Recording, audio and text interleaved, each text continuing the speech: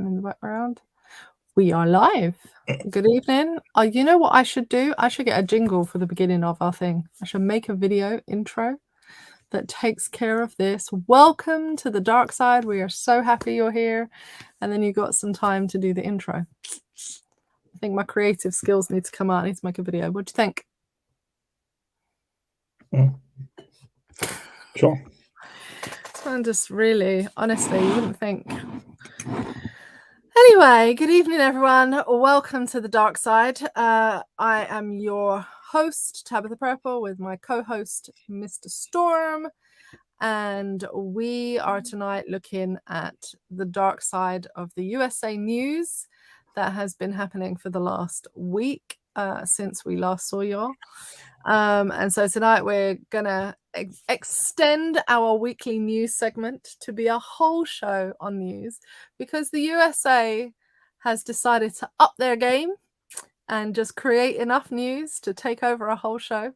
And some of it was really just so disturbing that we felt that it deserved a whole episode to talk about. So if you have any questions, if you want to put any comments in, if you want to say your piece or ask for us to talk about a particular area of USA news, then pop that into the comment section. As always, we love to have discussion. I'll put the banner up so that you can get reminded that I am 100% serious. Don't forget to give permission to whichever platform you're on to for StreamYard for us to see them here live, or else I have to go back and look at them afterwards. All right, so news from this week. Is there anything good that came out of the USA news this week? No. Where to start? Where would you like to start? I don't know. I really genuinely don't know where to start. Whichever one you have on the list first. Well, should we start with a story that really was quite shocking? The 8-year-old girl who was shot by police. They were called to the scene to deal with an incident involving some teenagers, and somehow that involved shooting a young black girl dead. This 8-year-old girl and her family are suffering the loss of that. Then, to add insult to injury, the police officers who shot the little girl then decided that they should charge, or the district attorney charges, the young men who they were called out for the incident with the murder of the little girl, who they had not shot. So these young men had not shot this little girl. They were not intending to do anything. They were not near this little girl. The police were 100% responsible, but somehow that responsibility has shifted to blaming these young men for the police's actions. I still am trying to process that story. It still bothers me. I can only turn it over to you to say, is there anything you would like to add about how shocking that story is? It would be shocking if this was the first incident of this happening. This is actually a fairly common occurrence. And it makes a mockery of another news story that I know you're going to bring up in a bit. But what I think it is, it's indicative of the way that the system intentionally is designed, or is intentionally designed not to hold those with power accountable. Right.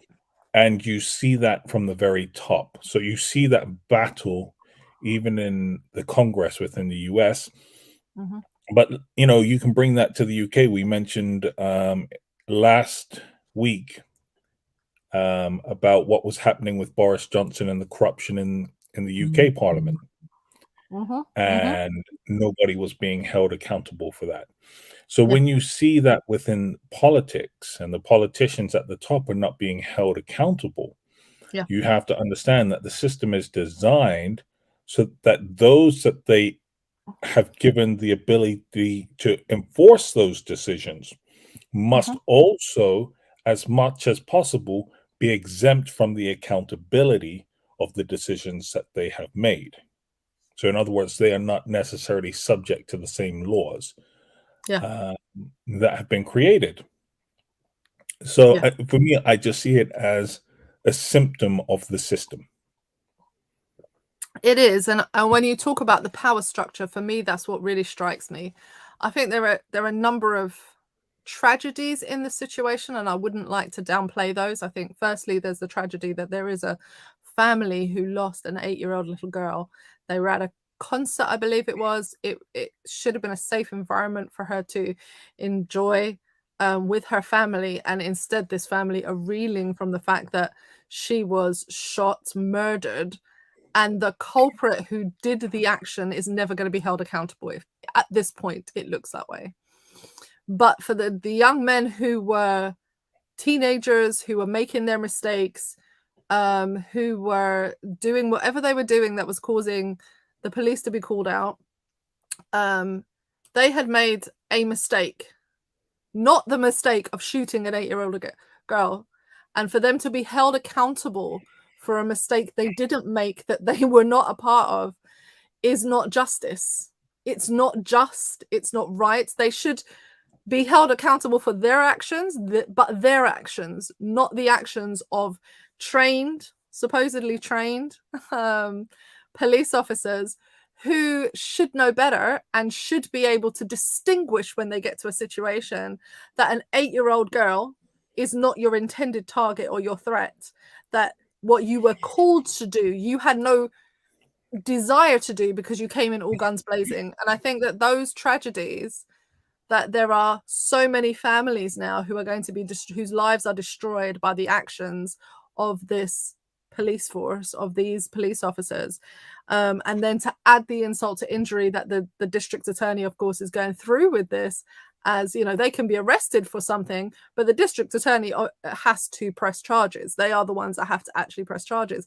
The fact that they are backing up the police officers to press the charges and to take that forward, it's not justice. So we talk about the great justice systems of the world. That's not justice. It's not just, it's not fair, and it's not right. It's not fair. It's not justice. It's not right. But what the system does is it does not encourage accountability. Right. And that is part of the problem. So even in the US, they have qualified immunity. Right. You know, where police are exempt from being sued personally for actions that they take whilst in the line of duty. So, you know, let's use the George Floyd murder, for example. Derek Chauvin could not be personally sued because what he did whilst he was on duty. So he is personally exempt from those actions, and it is the city that has to pay for the lawsuit. What's sad about that is, of course, the intention, what you hope is the intention, because we have police in other countries. So what you hope is the intention that if a police officer in the line of duty does damage, busts down a door, you know, takes a car because they need to get to what they're doing, does something that would cause harm to another person, that their personal liability is not it's not made personal, it's part of their job, and so the job takes responsibility for it. What I find particularly distressing about the American system is that the job doesn't take responsibility for it. So while you're saying the city picks up the lawsuit, the job doesn't. Police forces don't. They don't sack these people. They never have the they never have the responsibility to behave well because their job is on the line. If you do something that calls into question the office of police officer, then your job is on the line. And that never happens, or very rarely happens, in the USA. And I feel like that's what's lacking from the system in some ways. But well, that and a whole heap, but you know what I mean. The system is designed that way, and there are solutions to it. Yeah, there are actually fairly simple fixes to the current system, but there is no desire to fix the system. Because if you fix the system, it would cause or encourage accountability within the system. Right. And once you start making police officers accountable for their actions, who's next? The politicians. Right. And then you start holding the politicians accountable for their actions. Who's next? The wealthy. Right. And so So on and so forth. Yeah. it's actually a trickle up effect. Right. Forget trickle down economics. It's a trickle up effect, because once we start holding people accountable, then the next person up the list must be accountable. And the judges, the police the officers, lawyers, the sheriffs, all of those people that lead in these fields would be accountable for their actions, which they're right? not. No, they're not. But of course, that means, as I said, you start holding them accountable. They start pointing the finger and saying, "Wait, there, we are accountable. Why aren't you?" Right. And because that doesn't happen, yeah, there's just no encouragement for it. I said that there are easy solutions, or relatively easy solutions. So to be a nurse or a doctor in the US, you have to have liability insurance. Mm. Make police officers have liability insurance. And the reality is, a few too many lawsuits, which they lose and the insurance company has to pay out for, they'll be like, "We're not insuring you anymore." Okay, then what happens No to you? You insurance, can't no be a job. police officer anymore, Right. Right. you know? And so there I mean, is a in their way to, own system is a fix, but they're right? But as I said, so there are relatively easy solutions to come by. And I think the other thing to bear in mind is that what they have is collective bargaining, which is a really, really messed up system. right. Because, or no, sorry, it has become a perverted system. Right. So the collective bargaining system was a way of unions having strength when going into negotiating fair wages with employers. But what the police unions have done over there is that they have designed it so that all police officers are part of a police union, whether you want to be or not. So whether you make use of the police force, the police union, you still have to pay the subscription Oh, fees, joy. right? Oh, how lovely. It's We have actually a this in racket, other right? countries. So you have to join up, and then what the police unions have done is that because it's collective bargaining, all the officers have the same contract pretty much, and in it they have negotiated, because they control the employment of all the police. If the police walk off, they walk off. Mm, mm. And so what has happened is it's left no room for the cities to turn around to the police unions and say, "No, this is a bad cop. We need to hold them accountable." Mm. Because what happens is the cop then goes to the union, and the union says, "Well, you've paid up, you passed the paper bag test, so we're going to go to bat for you." Mm. And of course, that causes a whole heap of problems. Yeah. But because all the police officers have signed up, or must be signed up to these unions, Mm. They hold more political power than they should. Mm.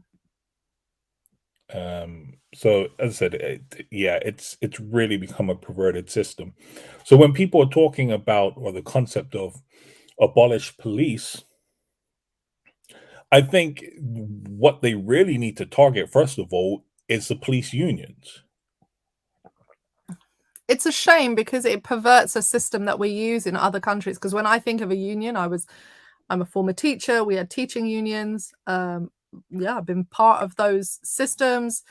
Very much think about labor unions that have fought and died for the rights of their workers to be safe, to have fair pay, to work in environments that have the correct resources. But it seems like in the USA, that system has been perverted to mean something quite different in terms of what a union's power is, and how it can be used to save people who really are perverting the course of justice, and who are really against your own best interests. Like, it's not in your interest as a let's say from my perspective as a teacher, to have another teacher in the room who's hitting the kids. That's not in my best interest. So as a member of a union, I would want them to deal with that teacher and be like, yeah, okay, we fully support that being ended. In the USA, it seems quite different. It's like the police officer is killing the people, but if one goes, then we all go. And it's, well, hold on, he's actually not good for my job because he makes my job more volatile because he's out here shooting people. Like, I don't want to be working with somebody that's out here shooting people or kneeling on necks or doing those sorts of actions. But it's really perverted what is or what can be a good system of labor rights and what a lot of people identify as labor rights. And said, because it is a racket. From the time you must pay dues to a police union, whether you want to or not, simply to be a police officer, you must pay dues to the union. Yeah. Right? That it's a racket. But I think the other difference is that you gave the example of you having been a teacher. If you had been abusing children and went to your union and the union was like, but you were abusing children. Right. We are not supporting this. It would have been done. They would have washed their hands of you. Right. Absolutely. Right. And said, no, what you did was wrong. And that's my point. I would never get the support. Like, the union would come. Another staff member could call my union on me. Like, that's how deep it is. They could call the union on me and have the union step in to deal with the situation. So it's totally different. It really is totally different. It's a very corrupt, to me, it sounds very corrupt from an outsider's perspective. And I just want to clarify this, I think it's important that I state this. I'm not against unions. In fact, I'm fully in favor of unions. I'm fully in favor of workers' rights and improving workers' rights. Right. I come from a family that was strongly involved in that, and trade unions and employment law and things like this. Right. So I am fully in favor of this. But what has happened to police unions in the United States, is perverse. Yeah. Which then brings us to our next perversion of justice. There is a man called Christopher J. Belter, who's age 20, young, white, rich male. He admits to he's pled guilty to charges of rape, sexual abuse, and sexual assault of 4 women when he was age 16 and 17. And it will come as no surprise that he will not serve any jail time. So despite pleading guilty, and we have talked on this show about the victims, the misogyny, the sexism, the whole system being stacked against you as women, and the fact that women don't report these crimes as frequently because the system is flawed and broken, and because the statistics for conviction rates are so low, that it will come as no surprise that even when a man pleads guilty to charges of rape, sexual abuse, and sexual assault, that what the judge does is, I'm just going to say what he says. The judge said he prayed about the sentence and concluded that prison time was not appropriate. And so he says that he's not ashamed to say that he actually prayed over what is an appropriate sentence in this case, because there was great pain, there was great harm, there were multiple crimes committed in the case. And it seemed to the judge that a sentence that involves incarceration or a partial incarceration isn't appropriate. So I'm going to sentence you to probation. That's a quotation of what he said, in quotation marks. This is what the judge said. I find this case very difficult to talk about. I'm just going to tell people watching what my response was during the week when we spoke about this story, because I believe I sent it to you. Yes. And then we discussed it later. Yes. Was, who did he pray to? Beelzebub? That was your response. Because there's no way you're praying to Jehovah about somebody who is a clear and present danger to the community, and he was like, yeah, send them out to be dangerous yet again. And I think one of the things that you didn't mention in this story yet is No, not that yet. he was out on bail Mm-hmm. and he broke the conditions of his Of bail his agreement, Mm-hmm. right? Mm-hmm. And Yes. was not imprisoned No, for no, no. breaking the conditions of his bail. No, no, no, he Now, wasn't. here's the thing. If you don't adhere to the conditions of your bail, what makes you think he's going to adhere to the conditions during probation?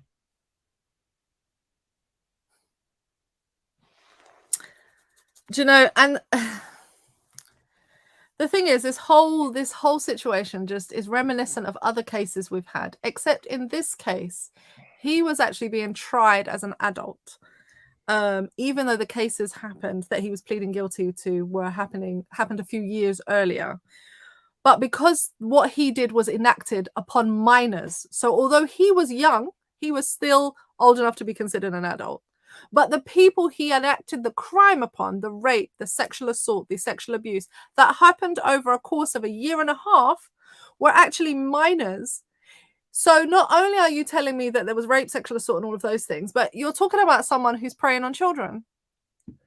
And none of that was a cause to have this man locked up. The fact that they were kids. Because it was enough for the prosecutor to at least say, we need to try him as an adult because it was so heinous, the crimes against the children. We need to try him as an adult. And this judge sat there and said he prayed, in your words, to be must have been Beelzebub, because it could not have been Yahweh. It would not have been Jehovah. I can't imagine it being Muhammad or any other version of Allah or anything that would condone whatever happened next as an appropriate response to. I mean, it beggars belief.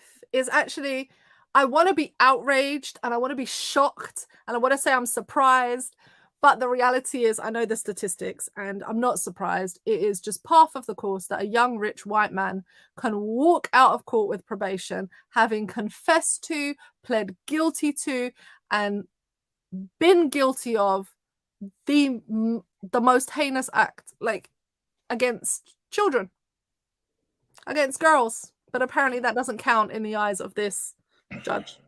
Yeah, but let's be honest. This isn't the only news story we're going to encounter this week in which we are going to be questioning the sanity, the wisdom, the ethics, or the morality of judges within the US. No, the next story that we're coming up against is going to really challenge us to the core, and that is the Julius Jones case. We're going to move from the rape, the assault, the sexual assault of girls. Well, I don't want to rush onto this from this too quickly because I think it needs consideration and it needs to be given its due weight because of the history of this. This isn't an isolated judgment and an isolated ruling. Nope. We can't say, well, this is just a bad week. Nope. And it just happened to pop up in a bad week. Nope. This is the tip of the iceberg. But you've got the what's his name? Brock, who was the swimmer, the Stanford swimmer. Yep. And he got off. Yep. Despite witnesses. Despite people pulling him off of a girl. Yeah. Despite them actually having to physically intervene and deal with him. Yeah, but it would ruin his, I think at the time that the line was, it would ruin his future. His future. Are you kidding me? You destroyed this woman's life. For the grace of God, she goes into healing. I'm just going to put it to you like this. How many lives, black and white, have been destroyed simply for having a joint? Yeah? That's something they chose to do to themselves, with themselves, by themselves, and had their futures destroyed. But you worrying about this young man's future when really, what kind of future could he possibly ever have other than to reoffend and continue to destroy women's lives? What lesson did he learn? I'm sorry. How was this protecting the public? How is that justice? Look, I guess the future for them is realistic if Hannibal Lecter's your role model. You know, I think if the statistics on the abuse of women weren't so shocking and the abuse of young girls, and also in the United States, I think it bears bringing out here particularly that children go missing all the time as part of the course. Women are abducted as part of the course. Girls just evaporate in that country. And I'm not saying that to be, you know, callous or what have you. No, that's the if we went to go it's not hyperbolic. The statistics, you know, if you go look up the statistics, I was actually frightened. You know, we have friends that live there. We have friends and family that live there who have a different outlook on how, you know, the children have to be close and you can't be anywhere, and they teach their children certain things. And I was always like, why? And they said, just look up the stats on the amount of children that go missing every year, the amount of black and brown little girls who just disappear every year. We had the case not too long ago of the woman who was abducted, beaten, murdered, disappeared, what have you. And then because of her case, her family in their grieving moment had to come out and say, we're really glad that you all helped us, but could you help the millions of other women's families whose children have gone missing, girls who have disappeared, and no one is looking for them, Indigenous women, no one is looking for them, no one is doing that. There was the case of the was it a police officer that was raping black and brown women because he knew no one would prosecute him? Daniel Holtzclaw. Thank you.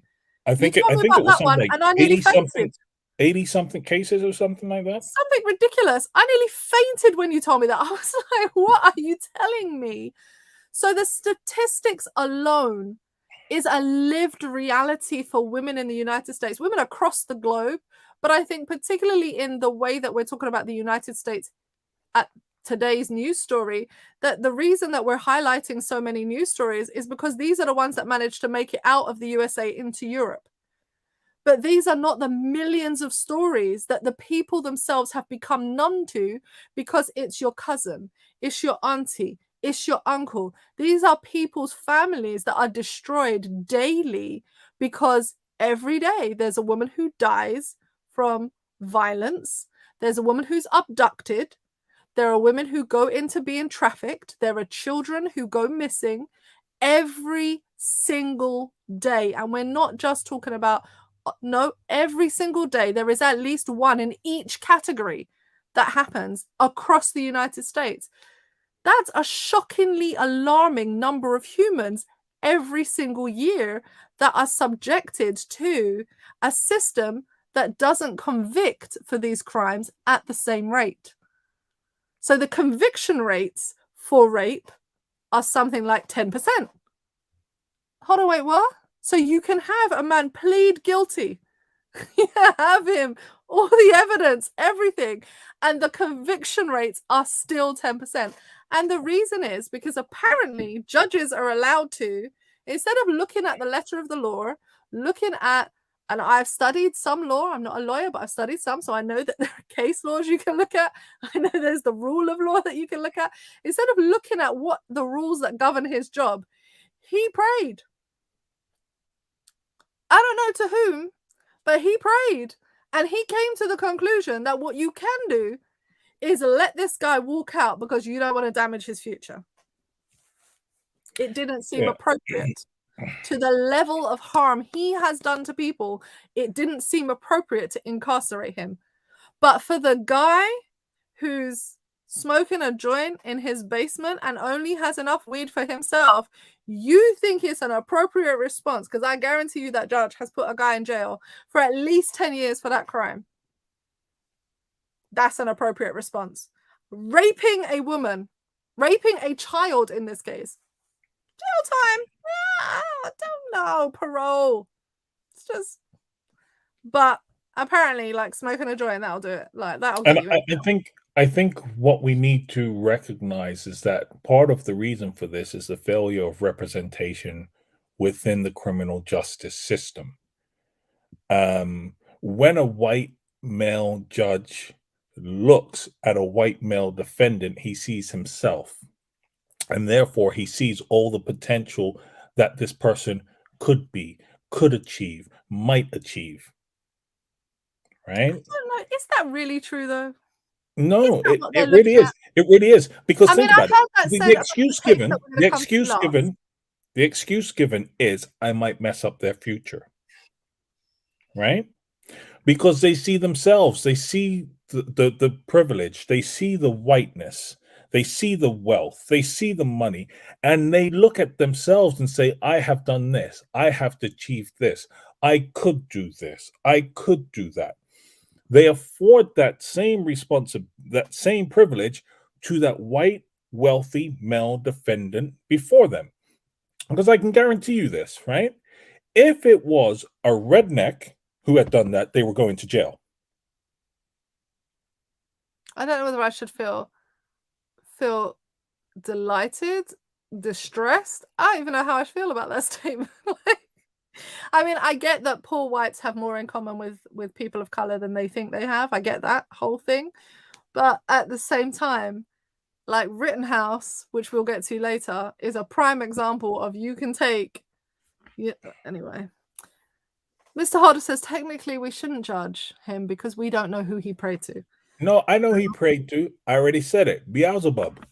Listen, I got to be honest with you. If I don't know who he prayed to, but whoever it was did not answer him in that way, because I have no record of any of the gods I know of answering to a case in that way ever. Listen, Like, come on, do Allah your ain't job. doing it. Krishna ain't doing it. Yahweh ain't doing it. Listen, we could go down. Buddha ain't doing it. Like, Listen, grace, Buddha mercy, probably and all that listen. jazz. You gonna bear the consequences of your sins. Like, you gonna have to do that. Buddha probably send them back as a cockroach there and then. You know, I don't know whether Mr. Holder's trying to suggest that he prayed to Donald Trump. I don't know. he could be very well right there, because I'm struggling to tell the difference between Trump and Beelzebub. Oh dear. Well, on that note, I think we should get on to the alt gods. So I see what you did there. Very good. We're going to come to our next case. News out of the USA that makes us afraid for the United States of America, afraid for the people that live there. Julius Jones, free Julius. I don't know how to start. It was horrifying. I don't know there's any other way of saying this. So if this news story escaped you, I don't know how, but if you escaped the horror of almost witnessing a state murder televised live around the world, it felt like, then Julius Jones was that moment. The Oklahoma governor. So a bit of background story. Julius Jones was arrested for a crime he did not commit. Let's be honest. He has an alibi for it. It was never heard. He was not allowed to testify. His family were not allowed to testify. Nothing. The defending prosecutor, the defendant's lawyers didn't do a very good job, to say the least. To say the least of their rubbish. They didn't do a very good job. And he was sentenced to be executed. Now, there is a panel that sits in the United States to look at whether the execution should go ahead. This panel recommended it to be commuted, and there's two C words, commuted and something else. And they recommended it twice to the Oklahoma governor that he should not do this, that Julius Jones should get a chance to actually be retried, and the case should be then obviously played out better, and he should be free. Basically, that was what they were alluding to in their judgments, and this was done twice. Now, for people who really are not going to understand what happens next, the Oklahoma governor went, that's the best impression I can do of what happens. He decided that he has the right to execute this man because he was found guilty in a court of law and he was sentenced, and therefore he felt that he should die, regardless of the fact that his own system, the people in the system who are to hold these systems accountable are saying, incorrect, this guy should not die, incorrect, this should be a case for appeal, incorrect, this case needs to be heard again, incorrect, this should be commuted, incorrect, forget what the other C word is, really wish it would come to me. If anyone remembers what it is, please put it in the chat. This should not stand. Campaigners had been going for years. His family had been trying for 20 years to have this done. The date of the execution was supposed to be Thursday. Leaders from around the country, around the world, European leaders, were sending representation to the Oklahoma governor saying, you can't execute this man. Don't do this. Like, this isn't going to happen. And I think there was a point where I had this overwhelming, sinking feeling that we were about to witness a state-sanctioned murder. Like, this was really going to happen. And on the Thursday, the schools walked out in the district. The students, God love them, they all walked out. They walked down to the courthouse. People from around the country descended on this courthouse. There was a pastor who has been in the case from the very beginning, as I understood, chained himself to the building and said, if somebody has to die, let it be me and not this child. He didn't do this crime. If you really are that bloodthirsty, take me. And at 11:55, basically, this man went, oh, maybe I should listen to all these people. And I'm going to commute the sentence to life in prison without the chance of parole, mind you. And so we were grateful that he was alive and that we didn't get to witness the murder. But now comes the second phase of the challenge for the family. Okay, so we've gotten him off death row, but now he's still in prison for a crime it seems he did not commit. His family are 100% that he was at the table eating dinner at the time of the murder. The person who committed the crime confessed to the crime and said he was going to blame Julius because he didn't want to take the rap for his own crime. It's death penalty and life in prison, the same thing.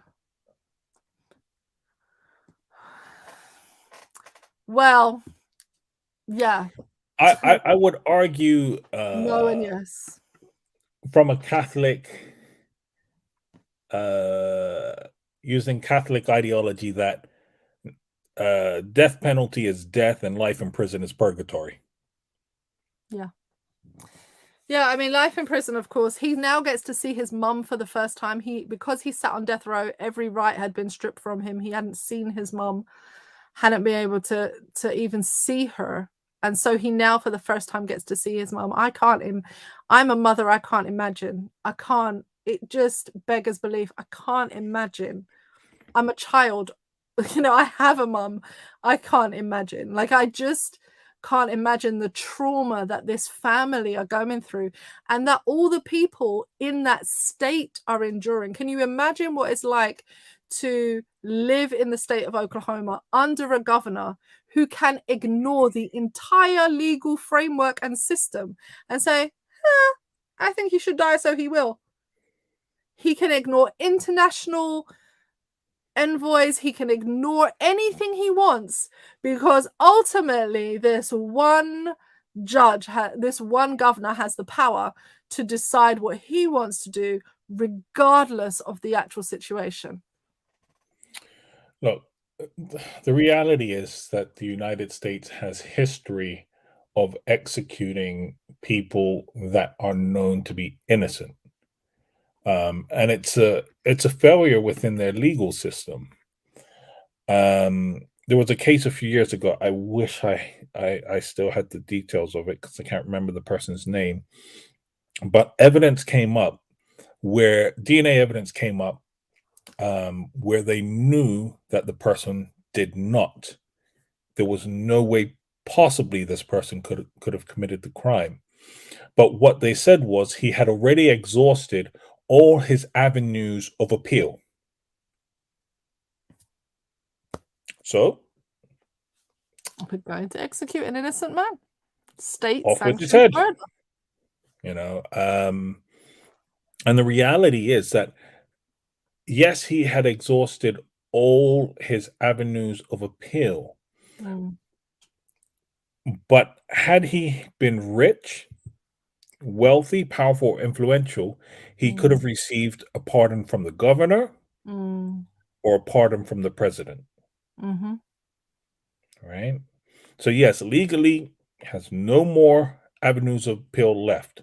But in the pursuit of justice, how could you knowingly go ahead and allow the execution of an innocent person?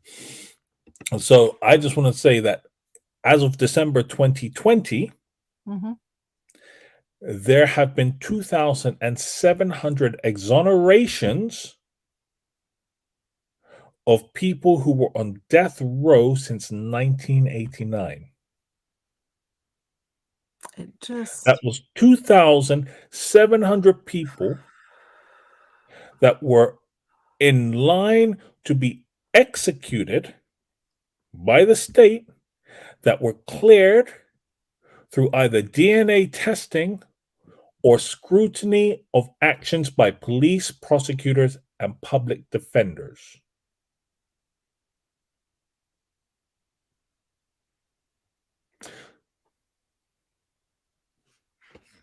It's actually no, sorry, I've got my statistics wrong. Sorry, it's 182 people on death row, right? Since 1972, and it's 2,700 exonerations since 1989. Right. But still, that's 182 people that were scheduled to be executed by the state that were actually proved to ultimately be innocent. Well, it's the Justice Project who say that they think that 50%, at least 50% of all cases sitting on death row at the moment, the people are innocent of all charges. And I think, what now? Yeah. So there's a case of a guy called Cameron Willingham, and he was executed in Texas because, of course, it's Texas. What he was accused of was murdering his three young children, or committing arson to murder his three children. And so he was convicted and executed. Someone came along later, looked at the investigation, and found that there was a flaw in the way that the fire marshal had investigated it originally, and there was no way it could have been arson. Oh, God.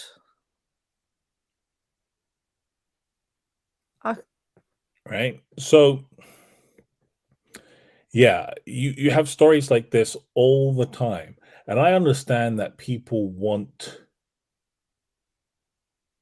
their pound of flesh when a crime has been committed against them or someone in their family and their loved ones. But is your pound of flesh worth that person's life? Or an innocent person's life? Yeah. Because once you've killed someone, you can't bring them back. You can't That's it. unkill a person. I find the death penalty in the USA quite shocking in some ways. I say shocking, but I don't mean shocking like, oh my gosh, like. I thought you were making a pun there, but carry on. I find it shocking in that, or maybe I should say ironic. So I'll say ironic because the USA put on this veneer of goodness that We are the upholders of democracy. We are the upholders of justice.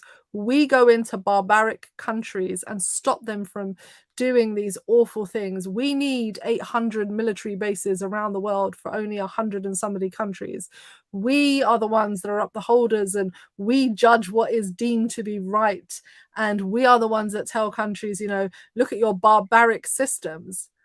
And the irony of a country that still has the death penalty, that kills, state-sanctioned kills innocent people because their number of appeals has run out, because they had inept lawyers, because there was injustice within the system, because there are statistically real serious problems with the justice system in America. Like, you want to go fix up whose country? Deal with your own backyard.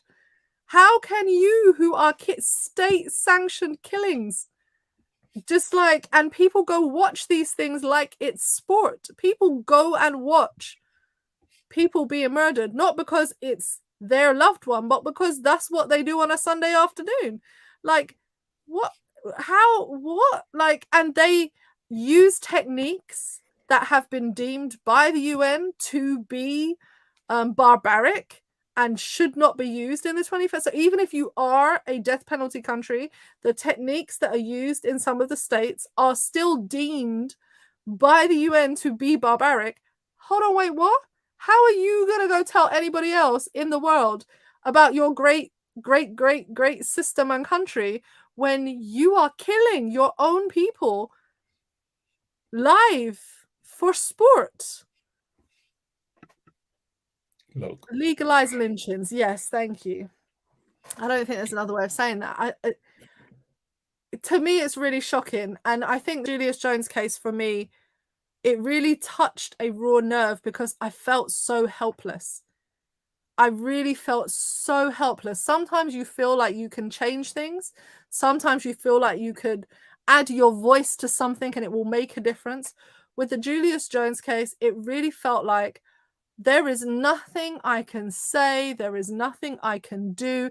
Everyone who's bigger than I has said it. People who are smaller than I, students, pastors, everyday people in the States, judiciary systems of the American people themselves, everything had told this governor not to do it. And his response was, I'm going to do what I'm going to do anyway, up until the 11th hour. And we will never know what changed his mind at that point. And Brown envelope. We're grateful that it did for Julius and his family. But it is one of the few times when I truly did not have hope. I felt so hopeless looking at that situation, and I couldn't understand how the people of Oklahoma, how the people of the country were expected to live with that trauma. I couldn't understand. How are you supposed to live with the trauma of being tried and convicted for a crime you didn't commit? That all of your appeals said the recommendations from the committees went forward that it should be commuted. And I wish I could remember this other C word that they use for the legal term. And still some rich white man in an office gets to say, oh, well, he was convicted in a law court, so I've decided you're worthy of death, and just try and kill you anyway, in a barbaric way, open to people to just come and watch because they have nothing better to do on a Thursday afternoon. Plantation. It really is it's barbaric. I don't have another Plantation. word for that. You know, Daniel put up there, it's legalized lynching.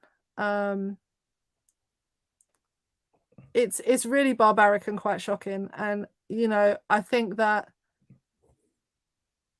I don't know how the people of the United States recover from that. I genuinely don't know. How are you supposed to recover from that? What therapy is going to help you?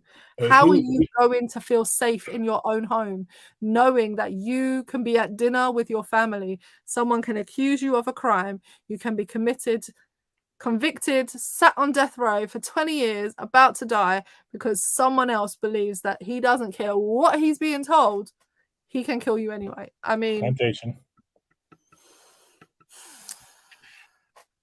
I hear you. So let's go on to our last news story, big news story of current case. And this one is the Kyle Rittenhouse.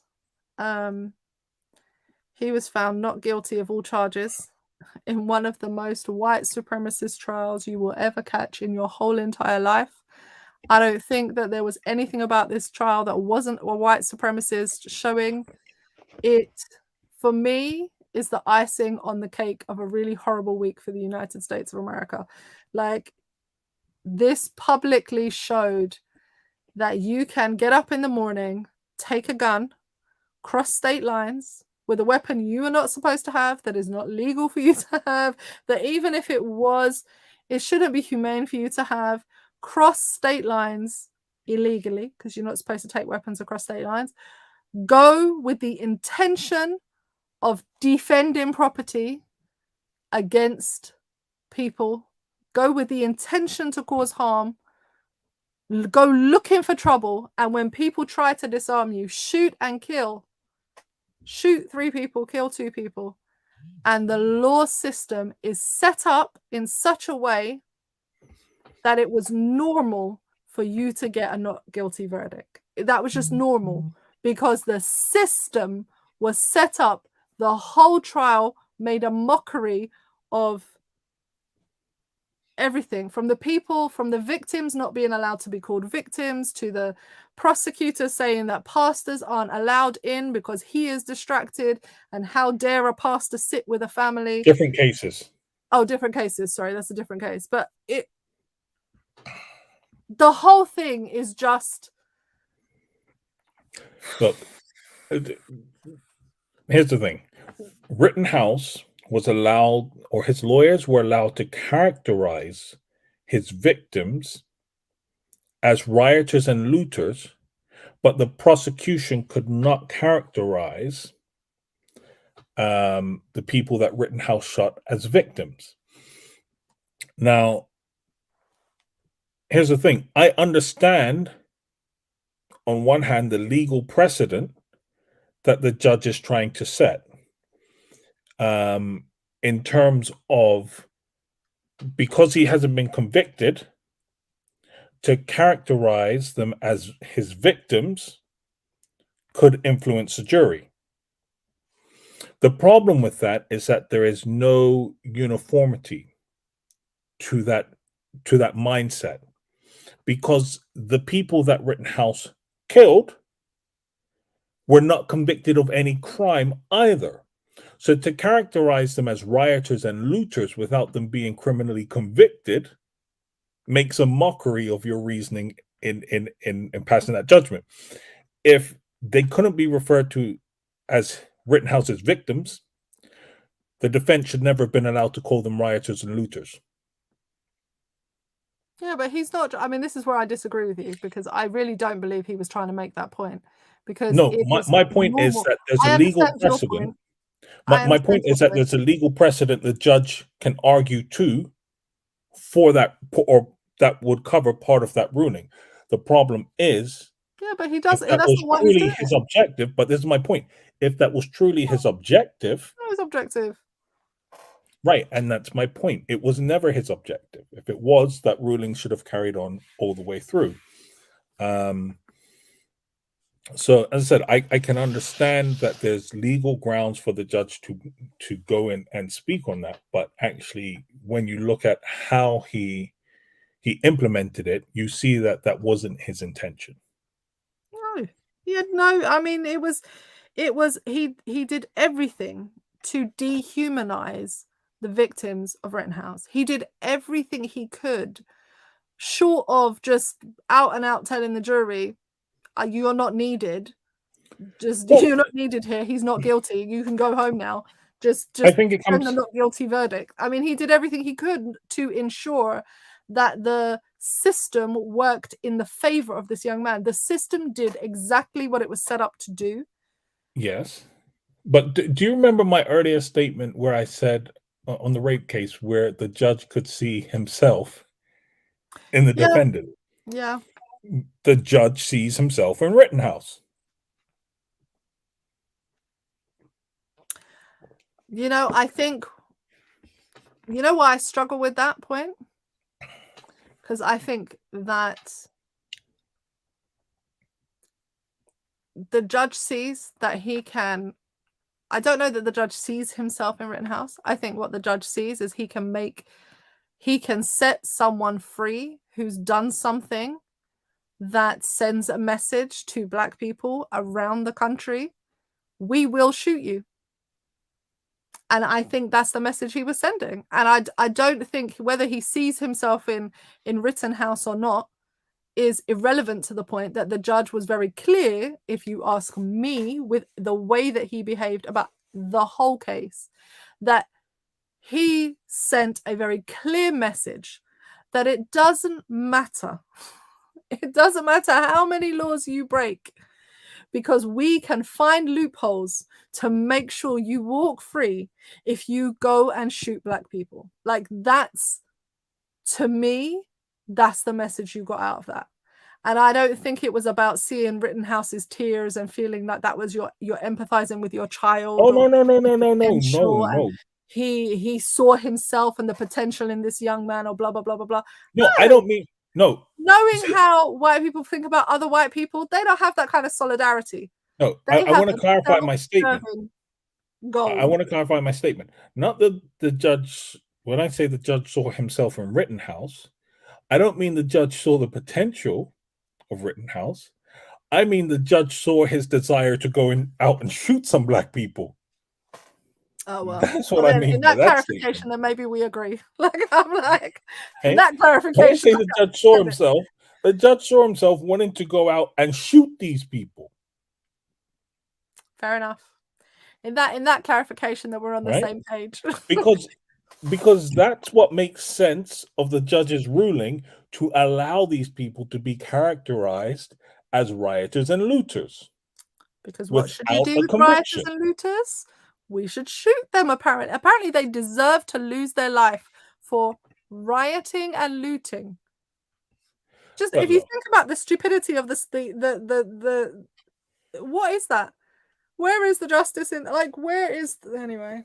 Look, whenever I talk about justice, I feel like you can't say about the USA. Listen, no, well, you can't. Look, I'm going to say it again. Plantation. The USA is one massive plantation. That's just how you have to view it. If you look at the USA and what is happening through the lens of a plantation, going back a couple of 100 years, everything makes sense. Nothing will surprise you, because you will see the exact same things that we say happened on plantations on a micro level are simply happening on a macro level in the USA. Yeah, this is a conversation we've had before, and I struggle with this. I struggle with this because of the humanity that I see. I struggle. And I know that you're probably right, but I struggle with it. I struggle with it because I want them to be free, right? I don't want Black, brown, indigenous people to be free, to be locked up in chains. I want them to be free. I don't want you to be living under a slavery system. I don't want you to be living under apartheid. I don't want you to still be living under Jim Crow era tactics. I don't want you to be living in fear of your life. I don't want you to go to bed and just open your eyes to bullets killing your girlfriend, Breonna Taylor. I don't want you to lose your child, Trayvon Martin, because he held a gun. I don't want you to experience your son being chased down by a mob of angry white people in cars, filming their activity as they lynch you in public without a care in the world, Omar Dobry. I don't want you to be a licensed teacher carrying with your kid in the back of the car, Philando Castile. I don't want you to go through that. I want them to be free. They're not in chains. They should be free. And yet still, every case I've quoted, every time we look at your country, the people aren't free. Right. So I'm going to address Daniel's statement, where he says the annoying thing is that the white people started the rioting and looting. Look at Black Wall Street, Rosewood, and 18 other instances. Daniel, I would say to you that it predates even this. They started rioting when they went to Africa and looted a whole bunch of black bodies and carried them over to the plantations in the USA. I would say that their rioting and their looting went long before that. When they took resources that didn't belong to them, when they stole things and put them Absolutely. in their museums and legitimized it and said, in this current form that we have, we still having this argument with museums in the West who say, oh yeah, but you don't know how to take care of your own stuff. That's not your problem or concern. It's not yours. Return it to where it came from. Whether I know how to take care of it or not is not your business. Your business is that you stole it, you should give it back. And all the profit that you made off of it, you should pay to the people that you stole it from. Because you made profit off of this stuff. So much so that you can offer museum tours for free in the Listen, UK. I'm just going to say this. If it's true that the inability to look after something disqualifies you from ownership, there's a lot of indigenous cultures around the world that want their land back. Oh. I felt like I had to give you a poetry snap there. Sorry, for those of you that don't know, that's the poetry snap. I'm like, hello, preach on that. Like, hello, there are indigenous folk around the globe who would like their land back because you've caused destruction to the earth. You don't know how to manage the earth's resources. You cause oil slicks that destroy life in the oceans. You dump sewage in places it has no business being. You have no way of even managing the ground so that bushfires, etc., are not going to dominate the landscape of people's lives because you don't listen to the people who lived there for thousands of years and managed without burning down an entire landscape. No, you don't even know how to do all of that, but you want to talk about. Right.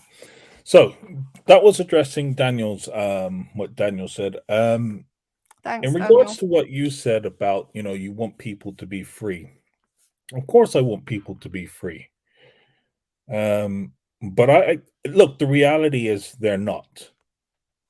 And when you look at what's happening in the USA, you have to ask yourself, what framework best suits what is happening?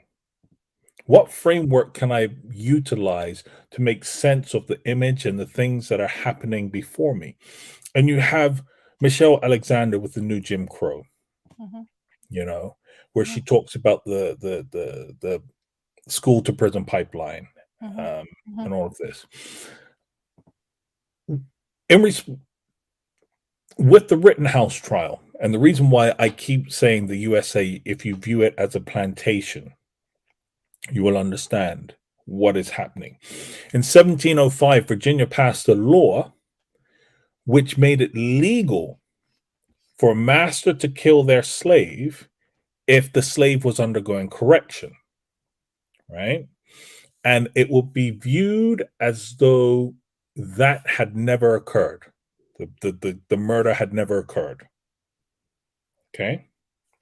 How can you even have? They went on and they passed legislation that declared when slaves were runaways, it was lawful for any person to kill and destroy them by such ways and means as he shall think fit.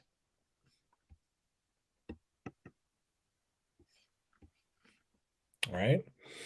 So when you look at what is happening, Michelle Alexander talks about the new Jim Crow. She talks about the school to prison pipeline. The fact of the matter is, slavery is still permissible in the U.S. if you are convicted of a crime. Yeah, because they work. Right? They work these convicts. Right, absolutely. Free labor. And it's free labor. And they have no rights. They have no rights. They're not allowed to vote once they're a convicted felon. The housing goes, the healthcare goes, the education, everything just disappears. It evaporates for a convicted felon. Right. So what do you have, right? School to prison pipeline, slave labor, right? The fact that, everyone's going into that pipeline to work for free, slave labor. The only difference is now is that they don't have to go to the African continent to get the black bodies to bring back to the plantation. They have all of what they have the black bodies in situ. How do I now get them onto the plantation? Right? So what happens is the US is just a big, massive, call it plantation, call it auction block if you want, but it is designed to extract free labor. In the past 20 years, the prison population in the US has gone up, I don't know, something like tenfold or something like that. It's ridiculous. Right? So when you start looking at what's happening through that lens of free labor, plantation, it all falls into place. The fact that, you had the laws where black people could be killed and it would be legal to do so. Well, we see in the Rittenhouse, he felt free to go out and shoot what he saw as rioters and looters. In the Ahmaud Arbery, they felt free to go out and shoot him because what? He wasn't in the place that he was supposed to be. He was in the wrong neighborhood. In other words, he was a runaway. He was off plantation. Oh, God. Right? So when they're saying to you, you are in neighborhoods that you don't belong, understand what they're saying to you is you are not on your plantation. When you are in the hood, you are where you belong. You are not runaway. But the moment you leave those areas, you're a runaway. And they see fit to carry their way into your life in any way that they see fit. And you see the grounds and the reasoning for it in these laws that were passed. I just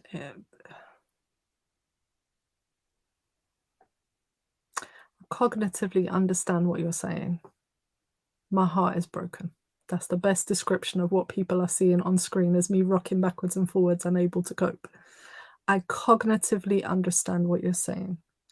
And yet I'm having to rock backwards and forwards because it is heartbreaking to know that there are people living under that constant threat of when you're in your neighborhood, they can come in, shoot, kill, and do whatever they want to you. When you're out of your neighborhood, they can come in, shoot, kill, and do whatever they want to you. You are not safe. No matter where you go, you are not safe. I don't know how people live with that level of stress. That's a level of trauma. And there are organizations I know throughout the USA who are now beginning to look at this, psychologists that are doing great work within looking at the trauma that has been done to Black people, the ongoing trauma that is being enacted upon them in the United States. But it doesn't make it any easier to hear. It is a trauma. Daniel has commented that student loans place non-criminals into that labor system. Oh, I didn't even see that. Daniel? Oh, really? Oh, interesting. That's a good point. That's interesting. Yeah. Look, we can get started on the system of education. But look, let's not go. Listen. My views on education, anyway, are controversial to say the least. Yeah, that's a whole subject for perhaps another day. Because that's another dark side topic altogether. We won't get into that right now. Right now, we're just looking at the news. Okay, we're going to round up because we've got 2 more pieces of news. Believe it or not, there are 2 more things that have happened this week that bear us just mentioning, even if briefly. The first of which is that the 2 of the men convicted of the murder in 1965 of US civil rights leader Malcolm X have had their convictions quashed. Mohammed Aziz and Khalil Aslam did not get the justice they deserved, according to the Manhattan District Attorney. The state Supreme Court said a reinvestigation found significant evidence that was not known at the time of the trial, and which would have likely seen the men acquitted. And so Aziz and Islam, along with the 3rd man, Thomas Hagen, who were convicted of the life sentence and were sentenced to prison, life in prison. All 3 members all 3 of the men have all been since paroled, and Islam died in 2009. So unfortunately, he's not lived to see his name cleared.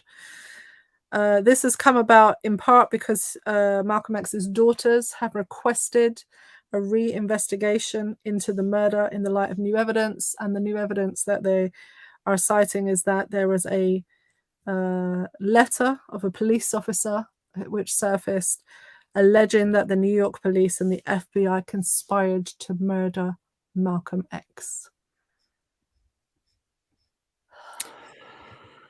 yeah. Look. Daniel was just going to bring up the point that aren't all of your views controversial. That's why we do the dark side, because we're bringing you just the tip of the iceberg of the controversy. It's the purpose for this show. You know, I'm not sure how I feel about that, because Daniel, you're making me sound like a conspiracy nutcase. No, I think that I'm going to defend Daniel's position and you at the same time and say, I don't think that we sound like conspiracy nutcases, because we always have the facts and figures to back up what we're saying. So I'm going to jump in there with you and say, I don't think we do that. But I think that for mainstream people, they would find sitting with you challenging, because what they believe to be true about the system that they live within will very quickly fall apart under the scrutiny of the evidence which you bring. Because you don't just come with, I don't like this, or, conspiracy theory nutcase stuff. You come with facts, figures, dates, legal cases, everything to back up your position. So it's very hard. So they all become very controversial because they're true. The controversy is that it's true. And Daniel says, we love you, though. It's true. We do love you. So that's good. No, I haven't seen the documentary. I haven't seen the Netflix documentary. I've got it on the watch list, but I need to take a deep breath because I quite love Malcolm X. And so I find it difficult to watch things like that because the whole story pains me. I was more of a Malcolm X fan. The world is a conspiracy. The world may be a conspiracy. That's true. It might be out to get us. But that's because of capitalism and white supremacy. I don't know that that's just it's a well-known conspiracy. Listen, I don't know who the documentary says did it, and I don't have any hard evidence for this, but I believe it was the establishment. And by the establishment, I mean government agencies. Well, according to, this is a BBC News article that I'm looking at, and I will quote to you the letter from this police officer, so establishment, indicted New York police officers and the FBI. So when you say establishment, that's who's indicted in this official documentation and the reason for the overturning of the case. And so, of course, his daughters are fighting, and his family continue to fight on to find the real challenge. I think that the reason I bring this up, I mean, this happened this week. So in the backdrop of all of this madness that surrounds, we have a very case at the heart of the civil rights movement, at the heart of the problem that we're talking about, the humanity of people. And I think that it's important for us to say, in some ways, what has changed. It'll be an interesting documentary to go and watch, I guess, on the back of those comments, Daniel. But I think it's heartbreaking because, of course, at the center of this, there's a human. He's still just a human being. He was a father. He was a husband. He had children, and those children are living with the legacy and the trauma of having their dad shot in front of them and killed on a world stage. And that, to be still fighting this many years later for the truth, puts the cases that we've talked about this week into that light. They're 55 plus years in fighting for the truth of what happened to their dad. And we've only just started to see the ridiculousness of Rittenhouse and other people. We're at the beginning of those journeys. It is a long haul. And I know that, I believe it's Martin Luther King who says the arc of justice bends, the arc of history bends towards justice. It's a long bend, a long bend. And I think this story on Malcolm X this week and these men whose convictions were squashed really put that into light. It's a long bend towards justice. Nothing happens quickly, and certainly not in the USA. Yeah, Daniel, the fact that the FBI was involved wouldn't surprise me at all.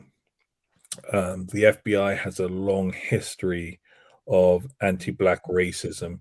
So even if you take a look at the MOVE organization in Philadelphia, where a bomb was dropped on a Black political organization movement, what had happened was the mayor there, along with the chief of police, illegally got an explosive device from the FBI and used that and bombed these people. So the fact that the FBI were involved does not surprise me. The establishment has a long history of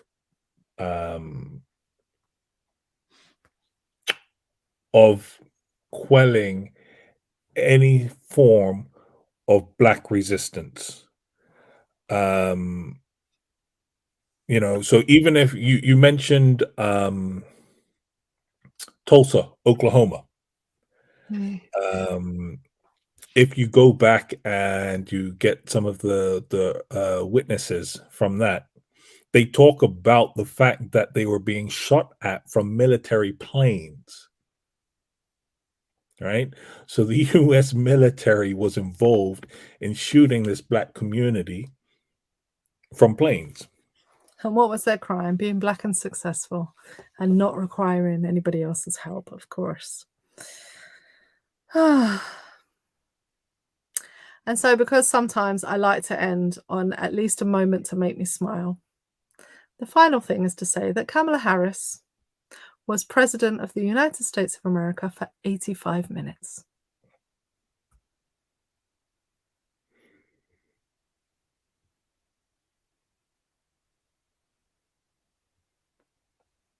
That's my little shining flag. That's all I have for you. I don't have any way of ending this segment with anything better than Kamala Harris was President of the United States for 85 minutes. Just that's all I have to say. That I have nothing else redeeming after this. I'm only praying for the families of all of those we've spoken about, all of the victims that we have spoken about today. I can only pray for their families. We feel very helpless to their situation. And say that Kamala Harris was President of the United States for 85 minutes. That's it. That's all I got. Yep. First Black female president of the United States. That's all I got. First female president of the United States. A lot of firsts in there. Black, Asian, female, a lot of firsts. All wrapped up in one woman. We pray for her safety. Yes, yeah, they probably had her in a bunker somewhere for those 85 minutes. Well, they said she was in her office in the White House. In a bunker. In a bunker. Yeah, indeed. That was literally my thought. They kept her locked up tight because they didn't tell us until after it happened that she was president, and probably to save us a lot of heartache and a lot of worry about this woman's life. So I'm grateful that she is alive and that she had that moment. Yeah, that's all I can really say. USA News this week was heartbreaking from a European perspective, from a Caribbean perspective, someone who don't live there. I can only have empathy for our brothers and sisters across the pond who are enduring living in a country that does not have your best interest at heart. I can only send you love and prayers because that's all I got for you. I'm sorry.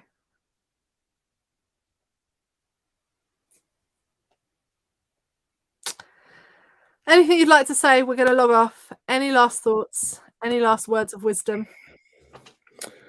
No, I believe NWA said it all for me.